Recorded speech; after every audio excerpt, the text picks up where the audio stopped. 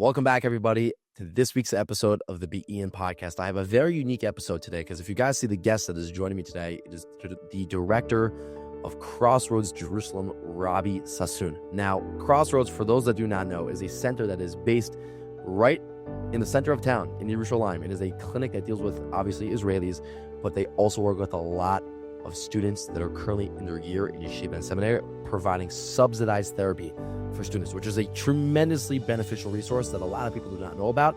And we happen to have been working together with Israel Gap Year and Crossroads Jerusalem for the past few years. And specifically this year, we partnered on putting out, as you'll hear in this episode, a mental health guidebook for students in the year in Israel, which is tremendously impactful because a lot of people, unfortunately, in today's generation are struggling with so many different areas of mental health. And this conversation that I had with Robbie was just an honest conversation about his experiences working with students in their year in yeshiva and seminary. And it also will hopefully give you a glimpse into what Crossroads Jerusalem does so that Bezrat Hashem or God, at any point, if you need the resources, you know that they are there to help assist you.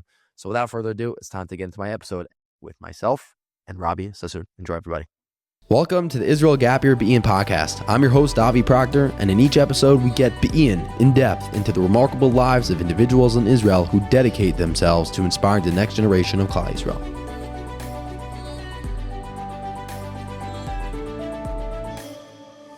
We are ready to rock and roll. We are live from the virtual Israel Gap Year studio. Robbie, it is an absolute pleasure to have you with me right now. For those that are watching on YouTube, for those that are listening on all the different platforms, this has been an episode that we have been talking about for a while. Obviously, the work with Crossroads and Israel Gap Year has been really, really meaningful, and that is exactly why we're here today. So I just want to start off with a little Hakar Satov. You're a very busy person, and the fact that we have a little bit of time to schmooze today during your day, I'm just very appreciative. So thank you for joining me.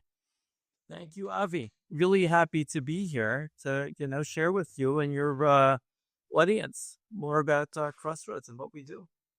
I'm so glad. And also for me, because obviously I know Crossroads on a certain level and we've been working together for a period of time, but for me to get a deeper insight along with my listeners, I'm beyond excited for. And your passion for what you do is just something that I think is very contagious. So with that being said, let's obviously jump into the conversation, and we're going to discuss a lot about mental health and the work that Crossroads is doing for students that are in yeshiva and seminary. But I think it's so important for people that are listening to this episode that have no idea who you are, to give them a little bit of a background of how did you get here today, Robbie? Give me and the listeners a little bit of a background, and then we'll go from there. Okay. I was in Smicha and in Wurzweiler at the same time. And I was very unhappy with the placement that Wurzweiler sent me to. In a nutshell, I had a lot of experience in the Jewish community, and they asked me where I wanted to go for my field placement. And I just said, send me out into the world. I said, I have a lot of experience in the Orthodox Jewish community. And basically, they sent me to Yachad at the OU, which is the biggest Jewish organization in America. And I was bummed out because I wanted to open my horizons and expand my horizons. So I started volunteering at a organization in Manhattan. Where are you from? Muncie, New York. Okay. So if you know where, oh, come on, what's that great steak restaurant on 47th Street? Oh, give me a second. Anyway, it was across the street from a steak restaurant, a kosher steak restaurant. It was in a church. And this organization went out. They did a number of things, but primarily they helped young people, teens, runaways who are involved in drugs, who are involved in prostitution, basically bringing them back, bringing them to a safe place. And the first thing that I did with them is I went on this van that on a Motzei Shabbos, on a Saturday night, that went to the 5 boroughs. And in the five boroughs, we would stop at some of the most unfortunate spots where these young teens would, who ran away, were using drugs, dealing drugs, and as I said, unfortunately prostituting themselves.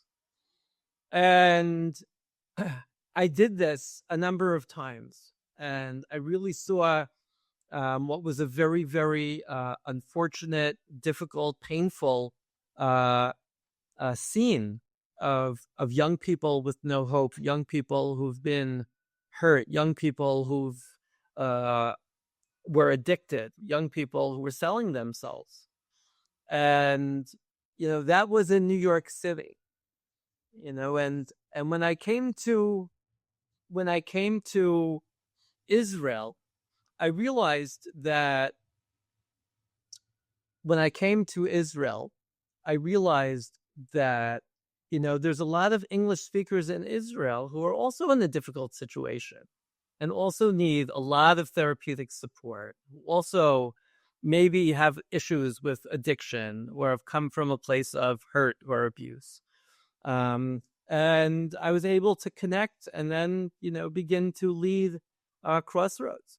And Crossroads here in Jerusalem, literally across the street from Ben Yehuda, offers therapeutic support, crisis support. We have our therapy clinic. We have a 24-hour hotline to English speakers here in Israel. And that can mean one of many different populations. It could be teens. It could be young adults. It could be lone soldiers. It could be Benot Sherut. And we've seen a meaningful amount of gap year students over the year, meaning gap year students who are in yeshiva or seminary. They came here and, they start dealing with something that they never dealt with, or unfortunately, some type of trauma comes up. Or they spend a little bit too much time, not in yeshiva. We meet them on the street and they're like, wow, I could really use a therapist to talk to. And one of the most meaningful value propositions at Crossroads, besides being, an amazing therapeutic clinic and institution, is that we don't charge for therapy. When a lot of gap year students may be paying, 3, 4, 500 shekels or dollars for a therapy session. At Crossroads, someone could get a professional therapy session for free. It's fully subsidized. We ask for 20 shekels, but that's free. And our gap year services program, reaching out to primarily yeshiva and seminary participants, has been a very, very meaningful place, both for participants and gap year students, as well as the institutions. If they know that someone needs to go somewhere, if they're over 18 and they can't let their parents know, they don't have any money to pay for it, or if the family doesn't have any money to pay for it, or if the participant, doesn't want to let the institution know and they want to be a little bit more anonymous and, find us. We're currently seeing, over 250 therapy clients a year.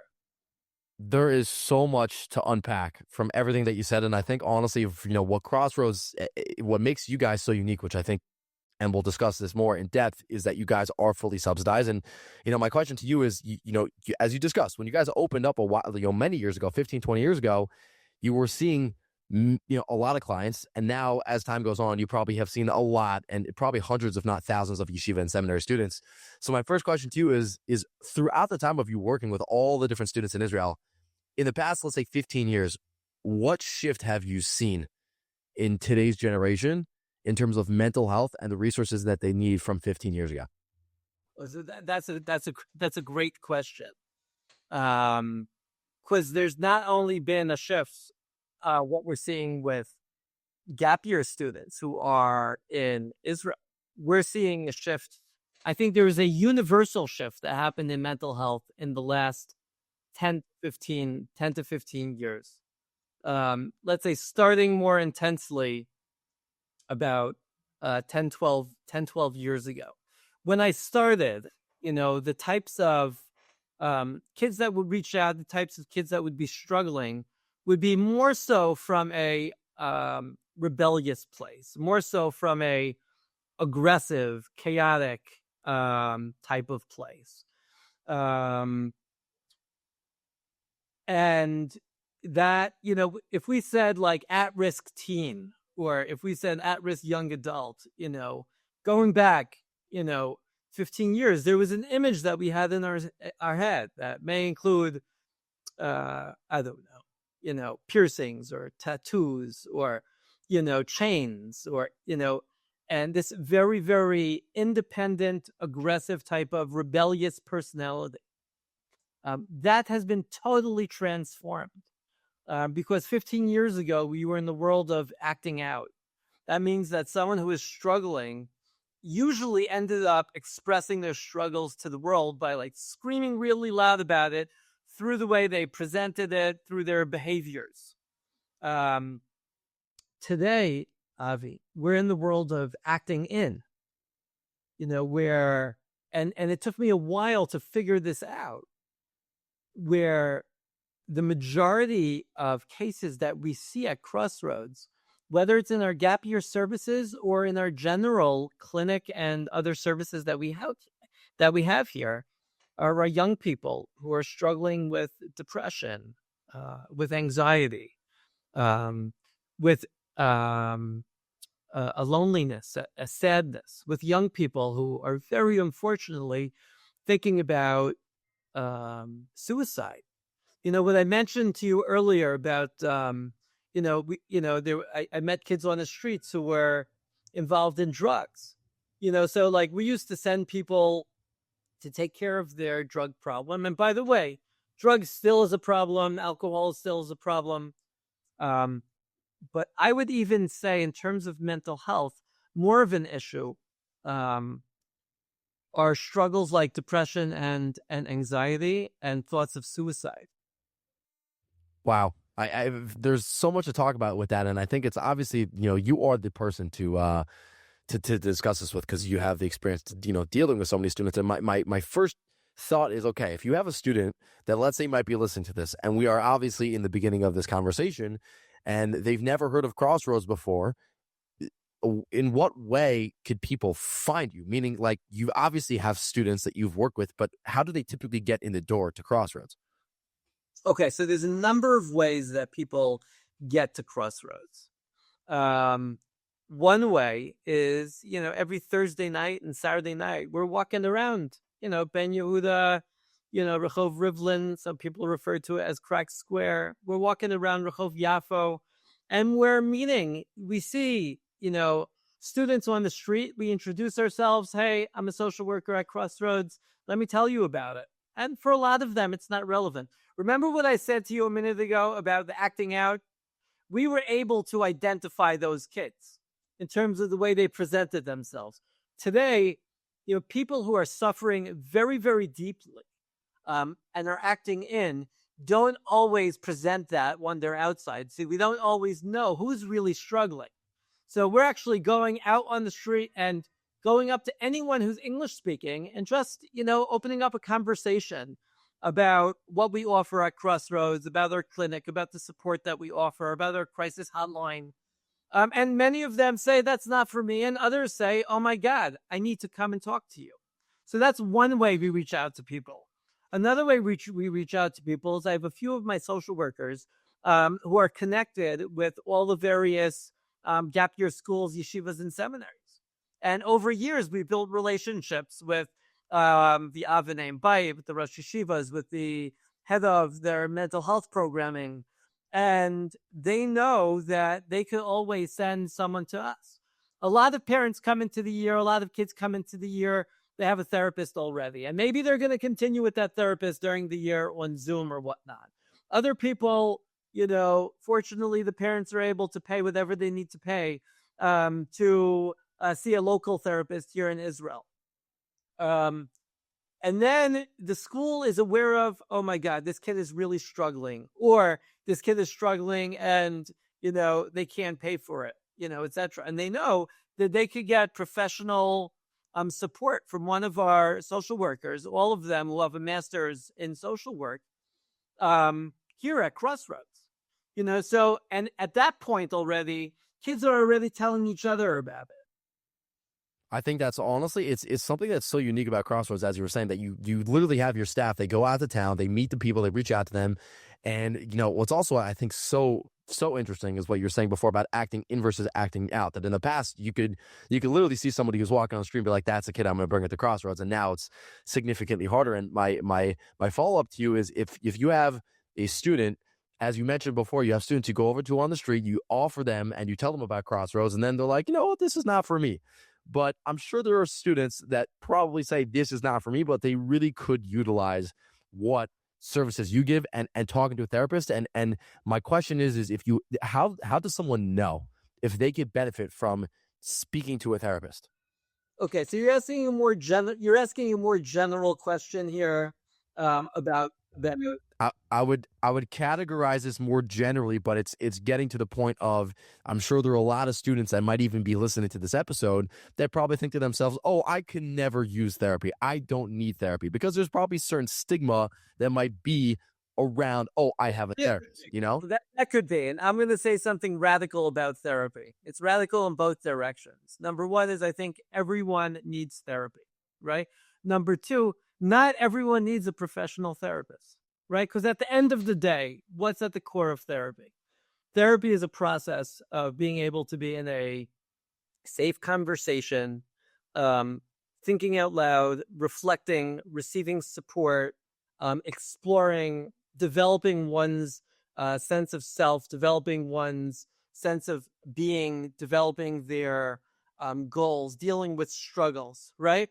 Now, many people in life, who I said everyone could use therapy, right? Many people in life, they use a friend, they use a teacher, they use a parent, they use a mentor, for that role. So I'm defining therapy here very, very largely when I say everyone could use therapy, right? But not everyone needs a therapist. And then there's certain people who, let's say the people who have that, and that works for them. I have a really good friend I go to. I have a really good teacher, madrich, a relative that I could speak to, and that works for them. And then there's other people, maybe they don't have that, or maybe their issues are a little bit more intense, right? I'm going to say away from scary clinical words. Maybe their issues are just a little bit more intense, meaning friends aren't necessarily the greatest address to talk to their friends about what to do with a suicidal thought. If you have a suicidal thought or a scary thought, or you're involved in self-harm, that's already at a point where you should be talking to someone who's been professionally trained. So when should someone go to therapy? We generally say, in terms of therapy with a professional, if you're at the point where your day-to-day functioning is being impacted, if at the point where you're not sleeping as well, you're not eating as well, you're not being as social, you're feeling, you may be suffering and feeling a lot of pain internally. So those are types of situations where I think it would be worthwhile to talk to a professional, or at least get assessed, to see if a therapy process can be meaningful. I think I really like that answer, and I think that as you were saying before, which is very important for people to realize, is that at the end of the day, even if you're not sitting in front of a person like yourself who is a clinical social worker or your staff, even if you have a madrich or you have a teacher or you have somebody that's in your life, it's important to obviously have those relationships and talk to people. And I want to ask you a very specific question, but I think it could really target certain people that might be listening to this episode. That if somebody might be listening to our conversation and saying, you know what, I might have awesome friends, I might have awesome rebbeim and teachers and madrichim, but I do feel like I need more. But I'm just worried about, number one, reaching out, and number two, potentially what the people around me will find out if, hey, let's say on a random Tuesday afternoon when we normally hang out when we have time off, and I sneak away to go visit the people at Crossroads, and they have that lack of, they have that they understand the value of going, but they also fear that social aspect. What would you say to those students in those positions? Okay. Number one, and really the most important thing, and this is actually someone new, a very large part of the population, definitely within the gap year world, are seeing a therapist. And, I think to a large extent, it's been destigmatized.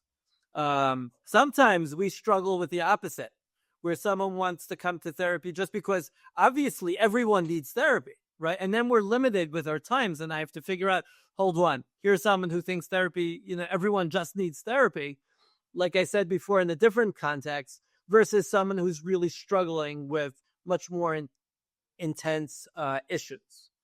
So number one, I would say, um, so many people that are around you and that you grew up with are also, talking to a therapist. I don't think that people have to talk to a therapist forever. It doesn't mean that there's something inherently wrong with you. I'm a very, very big believer at saying, I'm going to go to therapy for a period of time, deal with whatever it is that I need to deal with. And I don't have to be in therapy forever, right? I don't have to be in this vulnerable, state, for the rest of my life. And we actually push people away from that. So that's the second thing that I would say to you. The third thing that I would say to you, more importantly, it's not always for the person themselves. It's often for their friends who are aware of the fact that someone needs professional help. Is that to realize that there are certain things that, that sort of are above the pay grade, like we spoke about before, of a friend. And the best thing you could do for your friend is to say, and by the way, I'm not selling Crossroads in this sense. Only Crossroads should be relevant to the people who need our support, who don't have, money to pay for, the therapeutic support. And we do other things also, etc. But now I'm focusing on the gap year program to realize that encouraging your friend to go like for an intake, to go have a conversation with someone, you could potentially save their life. I think that's a very important point, because it's like there's so much obviously that goes on in the dorms and yeshivas and seminaries, and the friends at the end of the day will probably know what's going on with a student a lot more than the teacher or anybody else. And if you have the ability, and if somebody might be listening to this and saying, hey, I know a friend that really could utilize Crossroads, they should definitely refer it. And my question to you also is more about certain technicalities of, if, take me through the process. If somebody's listening to this episode and is like, hey, you know what? Okay, I'm going to get over the hump. I'm not worried anymore. I'm going to go into Crossroads. I'm going to meet the people. And they might be listening to this in January when we're putting this episode out. And they might even listen to this next year before the year even starts. So what does that look like for a student from the time they come in the door? Who do they meet with? Do they get paired up with one specific person? How often do they get to meet with social workers? Take me through that day-to-day process. Okay. So again, for most of our gap year students, for most of our yeshiva and seminary students who are in a yeshiva, in a seminary, and for the most part, that environment is a healthy, stable one and a good one for them to grow in. And they're coming to Crossroads for therapy, right? Which is what we see most gap year students to our therapy clinic. It would include an initial phone call or WhatsApp, where someone would say, hey, I'm considering therapy, can I do an intake? Which is the first meeting, right? Again, it's free. I'm usually able to set up an intake for someone within days. There's, other institutions, with long waiting lists. There's other institutions that it could take a month before you get, your intake. I'm able usually to get an intake, someone in the door. I'll tell you what that looks like. But someone writes or calls and says, hey, I need an intake. A social worker could be on the phone with them within minutes, if not hours, to say, hey, let's meet this coming Tuesday. They'll come to Crossroads. We've been on Rehov Yafo, right next to Coffee Bean, in between Coffee Bean and New Delhi. On Rehov Yafo, come up one flight of stairs, knock on the door. A social worker will welcome you at the door and walk you into one of our therapy rooms. We have 5 rooms that we do therapy in. We do other stuff here at Crossroads also. We could talk about that later. We have a theater program. We have a great music program. We just did the Battle of the Bands with 100 yeshiva guys. It was amazing.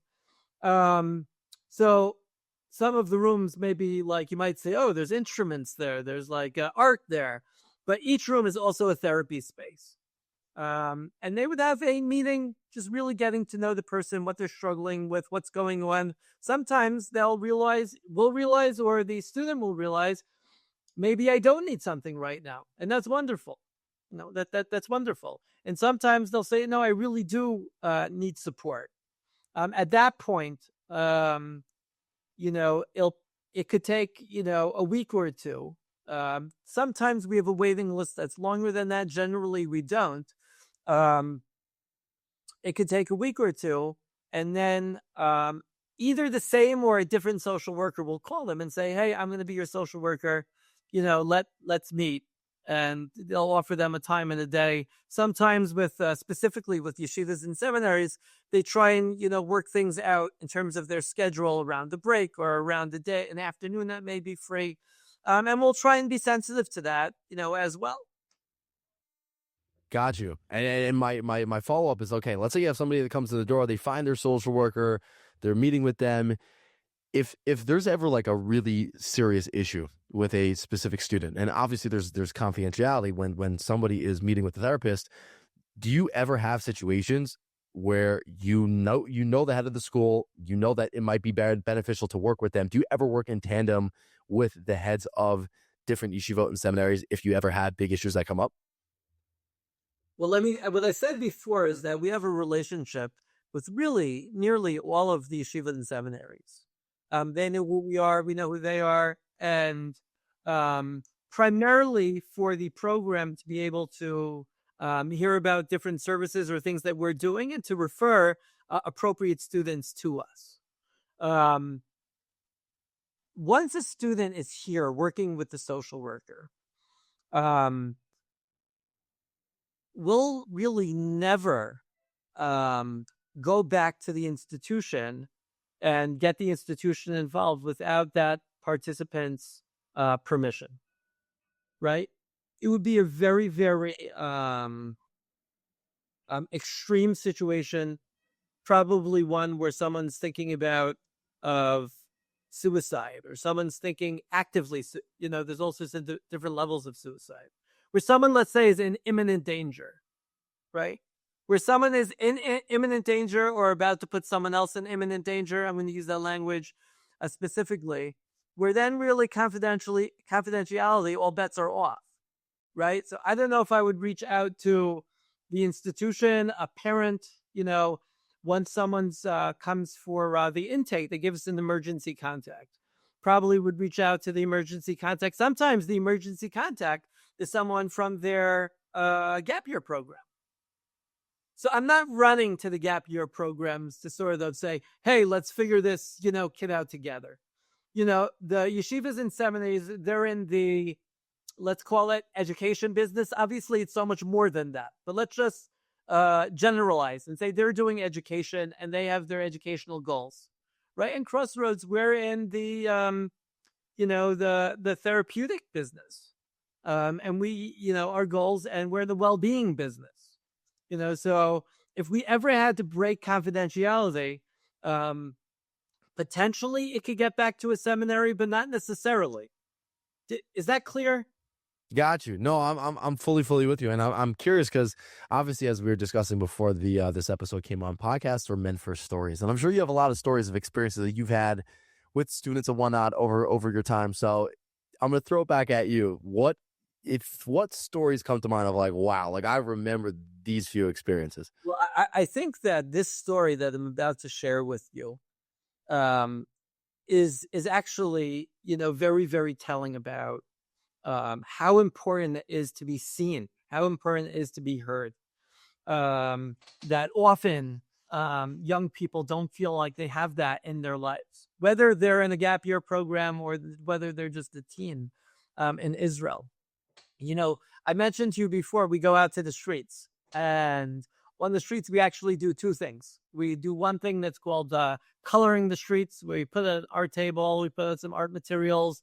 People get to express themselves, connect through art, just as a way to chill out, sometimes as a way to, ask for help.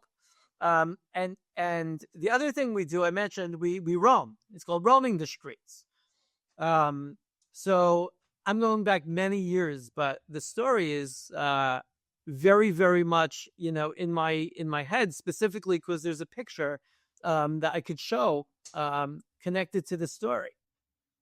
So I don't even know the name of the guy. We call him Muscle Man, right? Because we're out on the street at our art table every Thursday night. And by the way, he happened to be drunk, Thursday night. That doesn't mean that, that's the only reason to come for therapy. A lot of people have a million reasons to come. But he was drunk on this Thursday night, and he sat at our art table, and he drew a picture of the Muscle Man. Wow. Right? A picture of the Muscle Man. He asked us who we are. We told him what we did, and he told us, yeah, he's studying in a yeshiva, and it's going okay, but he was so thankful to us that we offered him this moment. And, I said he was a little bit drunk. He got up and he left. The next week we see the same guy. Again, let's call him Muscle Man. He comes back to the table and he goes, also, drunk again. Who are you guys? We tell him, yeah, no, we're totally forgot who we were. Totally forgot who we were. And we're like, yeah, we're here for, English speakers, gap year students. If they need any type of therapeutic support, we have a center, we have a clinic, we have a crisis hotline. Mind me to mention the crisis hotline later. And he's like, that's amazing.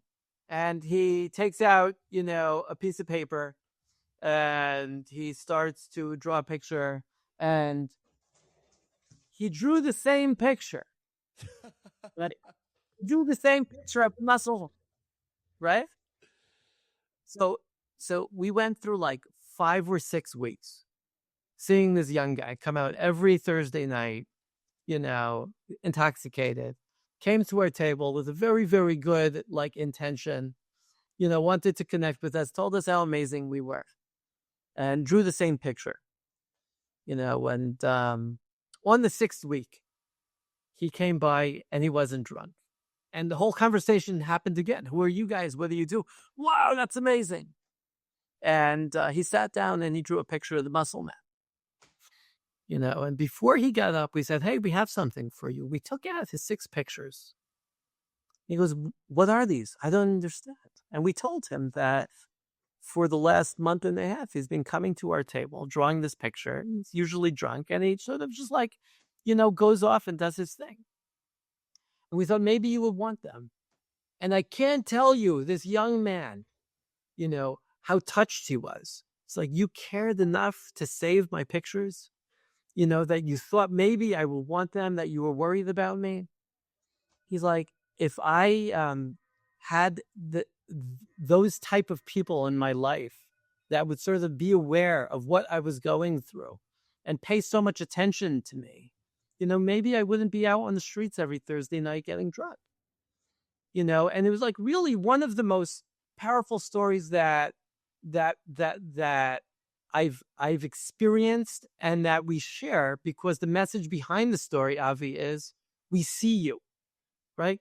Everyone that comes in here, no matter if they're drawing something, no matter if they're playing music, no matter if they're no matter if they're listening to music, as I said, we have a music room, or no matter if they're actually saying some concerning things, we hear you. They know. And what I tell all my staff all the time is that's one of the most important things that we could tell someone, that they're seen.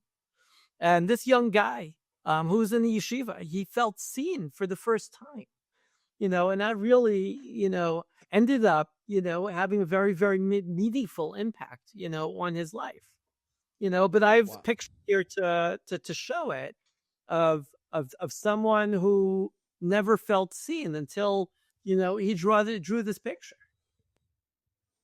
Wow, what a story! And honestly, like I really think that's one of the beautiful things about specifically what you guys do. You're located in the central area.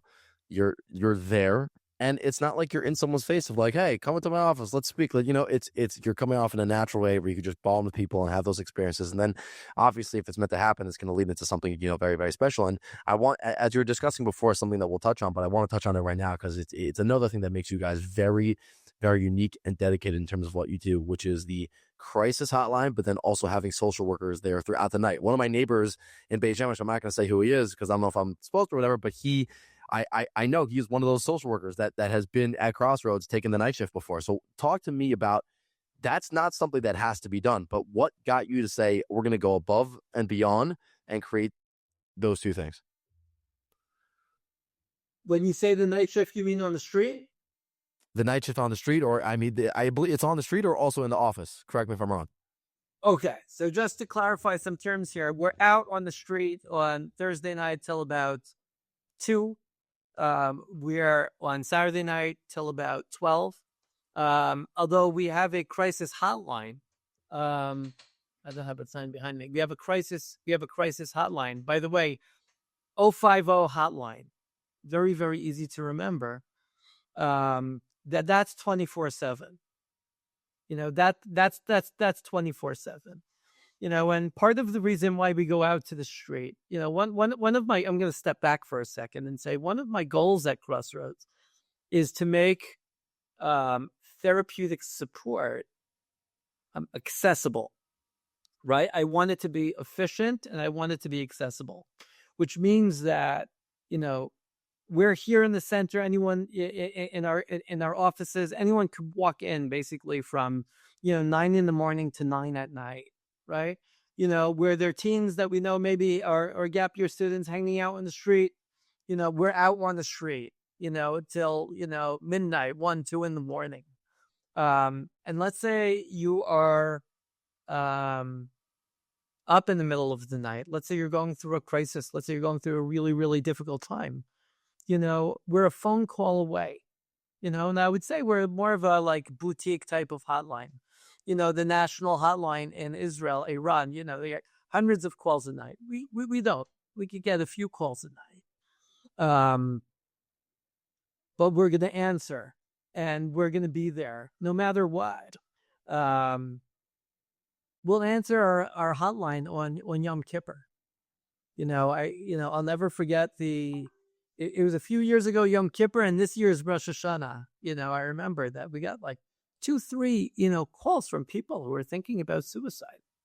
And I remember at the end of that Yom Kippur, when I understood all of this, I said to myself, Yom Kippur, we're in shul, we go through the motions, we believed at the end we're good, but that Yom Kippur, I'm like, okay, this Yom Kippur, I think we saved 3 people's lives.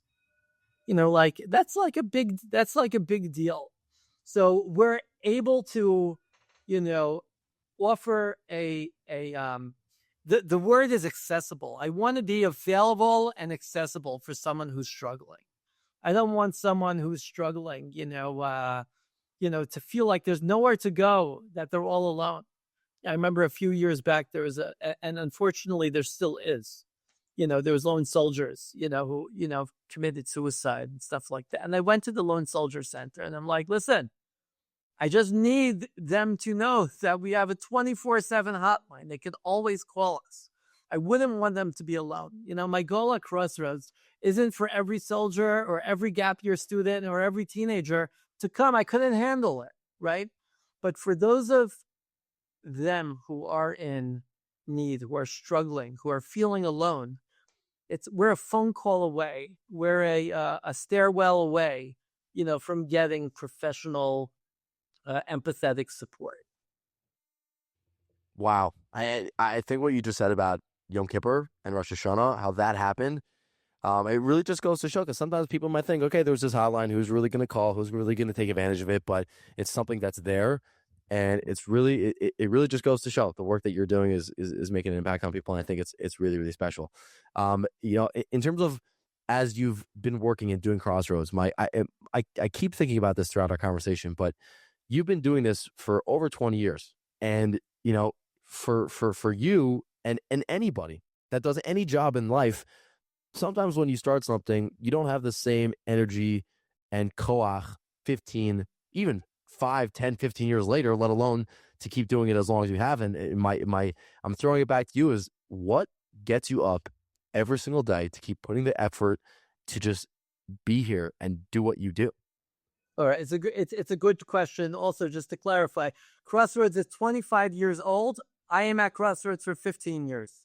I think Gotcha. Joe fans, after 15 years, and I would just say that, every day, I'm driven because I'm involved in meaningful work. I'm involved in, connecting in meaningful ways and facilitating that to happen, for my staff and for all the participants to come here. There's one thing, being a social worker, right? Not the most lucrative, thing that you could do, business wise. But I could tell you clearly that, over the last 15 years of my life at Crossroads, not one day or hour or minute that passed by that I didn't feel I was doing something tremendously meaningful. And to have that is like such an unbelievable blessing, to realize that you're involved in meaningful work, and that's really, what drives me to continue.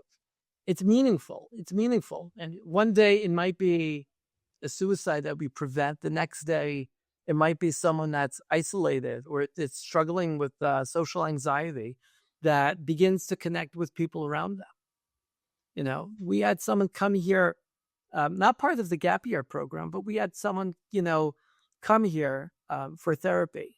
And it was clear to us that they didn't connect with other people. They were on the computer. And again, this is back to the acting out and acting in. We didn't even talk about that. But they didn't have community. They didn't have friends. They had their computer. They would come to therapy and talk about computers for about 50 minutes every week. And I was supervising that case and I said, just keep it going. Keep the space safe, keep the relationship there and keep it going. And then one day, this young man comes into our drop-in center and he starts connecting to other kids. And it finally took him over. He experienced what a meaningful real life relationship was. You know how important that is today? A meaningful real life relationship with all of social media and now all of AI, and he's become a transformed person, so much so that he doesn't even need to come to Crossroads anymore. That makes me so happy, right? He has a community, he has a girlfriend, he's doing great, so that's another example of particularly meaningful work that I feel like I'm involved in. It's so meaningful and so special. And on the opposite side of it, obviously you have the meaningful part of your job. You get home every single day and Baruch Hashem, I was able to impact so many people's lives. And, what about the opposite side? Meaning doing this for so long and dealing with so many people's problems and issues and suicides and all that stuff. Do you ever get home at the end of the day and it takes an emotional toll on you? And how do you go through that? All right. So the emotional toll is that with all of the intensity, I sometimes need to compartmentalize, my emotions, and I can't let every case sort of, let all of my get into my kishkas and, let all of my emotions come out towards it. I keep sometimes this very focused, boundaried, professional approach. So much so that, my family tells me that, you're not at work now. You can be more emotional, etc. So that's one way that I sort of like protect myself. The other thing is that when I started Crossroads, someone said to me that you have a family, so you're going to be okay. And I didn't understand what they meant by that. But I know that every night I went home and, my kids would come and give me a hug. I like the best therapy I could have got. So I think that the balance is very, very important, to stay very connected to your own friends, your own family, to give you tremendous strength, to be able to sort of balance out what's taken out and all of the output that you're doing, throughout. Does that make sense?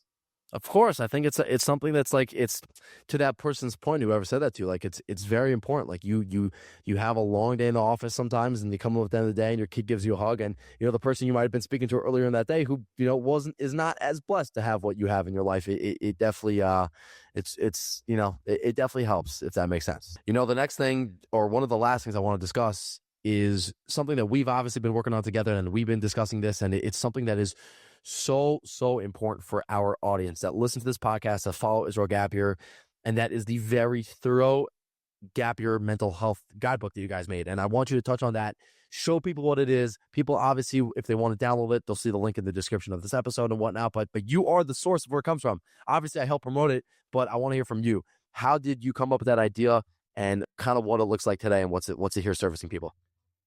Okay. So everything, right? Everything in life goes back to Rabbi Nachman, right? I was inspired by the small white little books, the Rabbi Nachman books. That right? And people keep them in their back pocket. And they need a little chizuk, they need a little inspiration. They take it out. And it's like it's a soft covered, you could read a paragraph or two, and it may give you what you needed. And I thought to myself, with all of these people that we are seeing, whether it's in therapy, in our center, or on the streets, wouldn't it be great if there was a guide, also focused on mental health, that could sort of touch, upon the broad, strokes of mental health, that could relate to, when do I get help? That could relate to what's normal, what's not normal. That could get to, some of the core issues of mental health. And, we started writing this, putting together this document many, many months ago. And my goal was to be able to, get this, gap year mental health guide to every gap year student in Israel. We did our first printing. I just kept on editing, just to make sure that I wouldn't want to that didn't come out clear.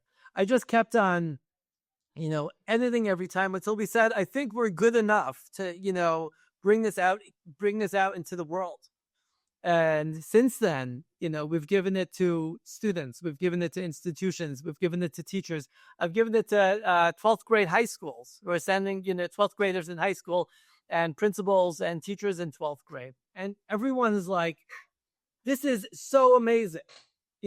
Often when people aren't even in their gap year, like, I'm not in my gap year, but I want this, because it's just there's no chidushim in here, right? It's good. It's sharp. I think it's very, very resourceful, especially as it relates to mental health, emotional well-being. But like, who couldn't use a little bit extra check-in or extra support when it comes to one's emotional well-being? So that's where it came from. I thought to myself, who could be a great partner to help get this out to gap year students? And you came to mind. And from our first conversation, you said, Robbie, I'm in, and I so appreciated that. And right, we have sponsored by, right, co-sponsored by Israel Gap Year in the corner over there. And it's just it's the basics. It's printed, in a nice formatted, colorful, but simple and professional way. It's been very, very, very well received. Baruch Hashem, and I'm honored to be a partner and to have a chelik in this. And that's why when we had that conversation, you called me up one day, you're like, this is what I'm thinking about doing. I was like, yes, because as you said before, there's no chidushim, but like at the end of the day, it's there to help people and assist people. And if people want to get a copy, they can obviously, hopefully it will be delivered to all the different yeshivas and seminaries. And if they want to get it digitally, which is, if anybody is in the world that's not here physically in Israel, go on our website, and it's pretty easy, israelgapyer.com. I'll put the link down below. People could download it and check it out, and just really, really call it kabod to you. People could also find it on the Crossroads website, which is crossroadsjerusalem.org. and you'll see the mental health guide in the tabs on top. Gotcha. Amazing. And hopefully people check it out, take chizuk from it. What's interesting is we did come out with it about a month and a half ago or so, where the gap year programs were like midway.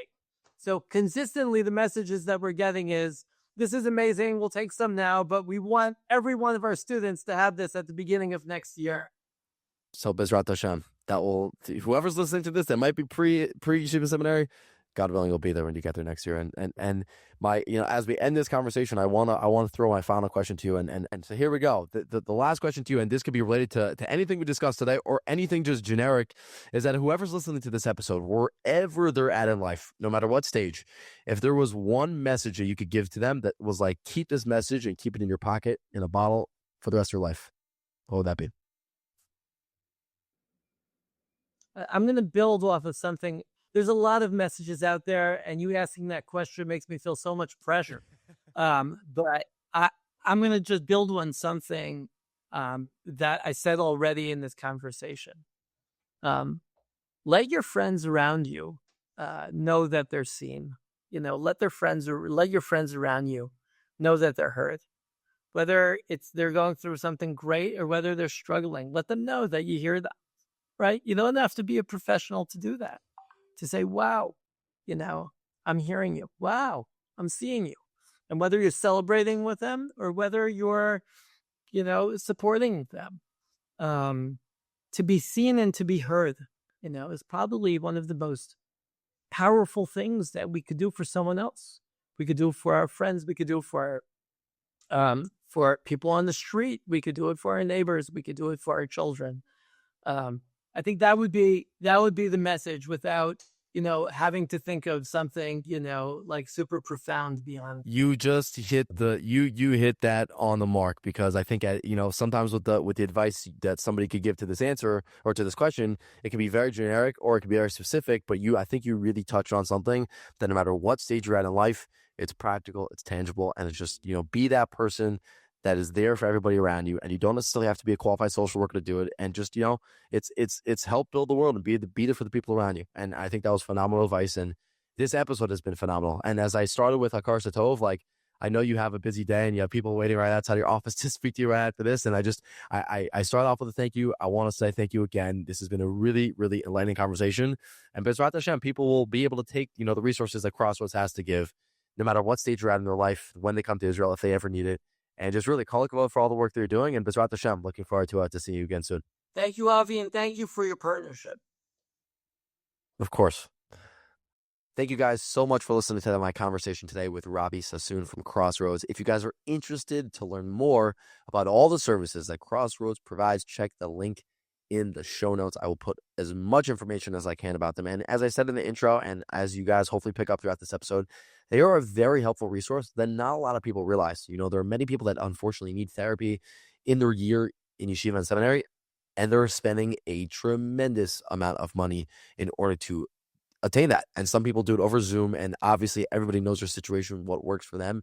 But just in my opinion, and this is why I brought Robbie on this episode, hopefully you know that if you need that, and whatever your financial situation is, no matter what, they do not discriminate. You could walk into their center, you could get an intake, you can meet different, social workers that they have at Crossroads, and they are here to help you. Thank you guys so much for watching this week's episode. I look forward to seeing you guys next week.